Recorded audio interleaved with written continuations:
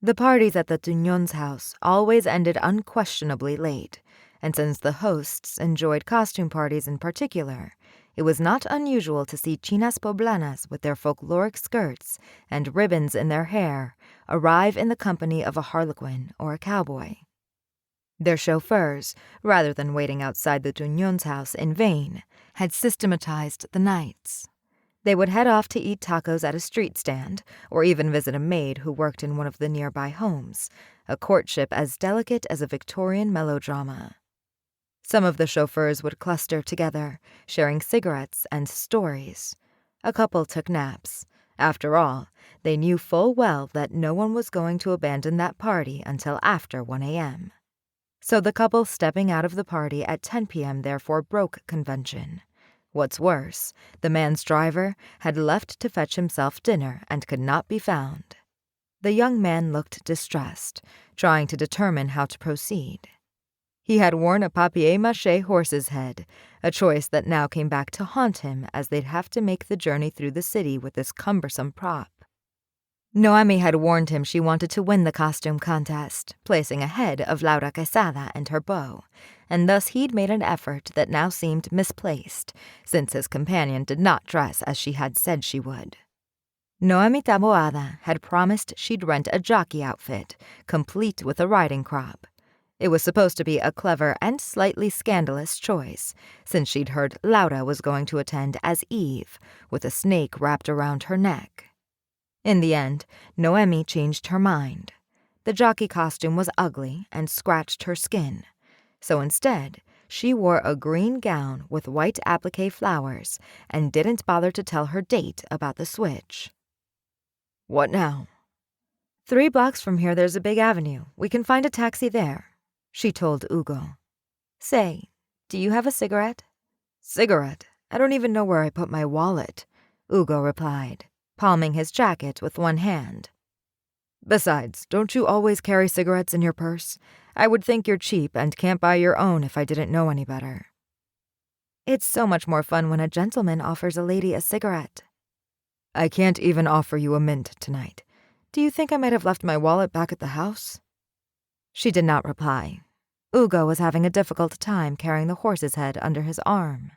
He almost dropped it when they reached the avenue.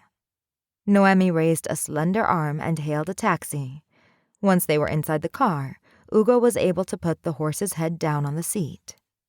"You could have told me I didn't have to bring this thing after all," he muttered, noticing the smile on the driver's face and assuming he was having fun at his expense. "You look adorable when you're irritated," she replied, opening her handbag and finding her cigarettes. Ugo also looked like a younger Pedro Infante, which was a great deal of his appeal. As for the rest, personality, social status, and intelligence, Noemi had not paused to think too much about all of that.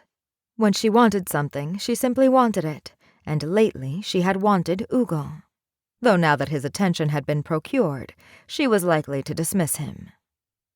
When they arrived at her house, Ugo reached out to her, grasping her hand. "Give me a kiss goodnight." "I've got to run, but you can still have a bit of my lipstick," she replied, taking her cigarette and putting it in his mouth.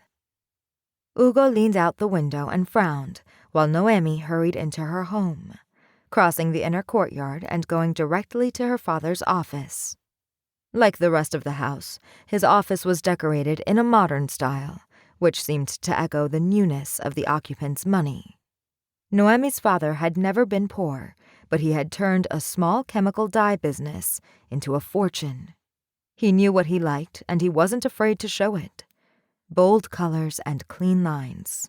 His chairs were upholstered in a vibrant red, and luxuriant plants added splashes of green to every room.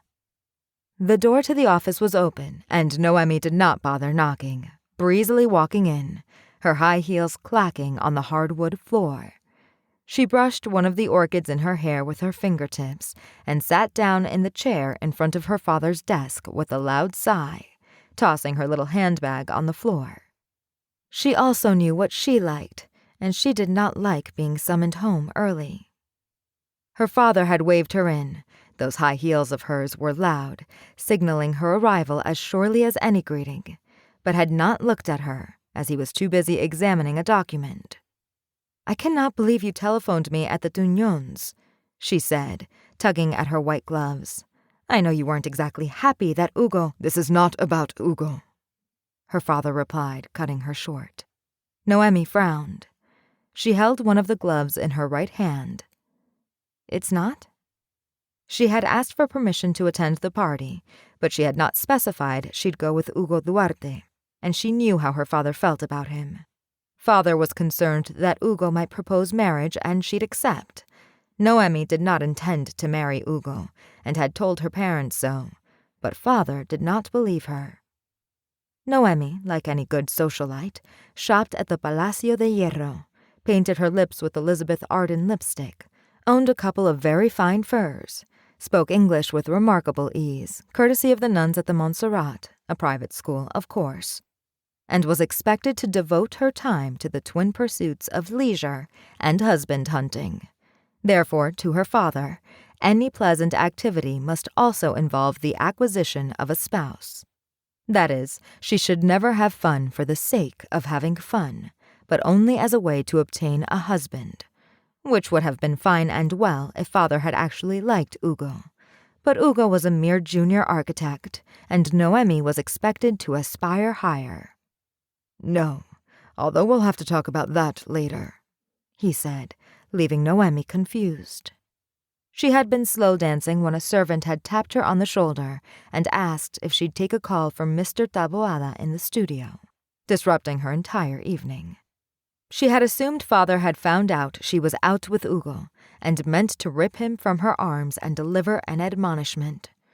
If that was not his intent, then what was all the fuss about?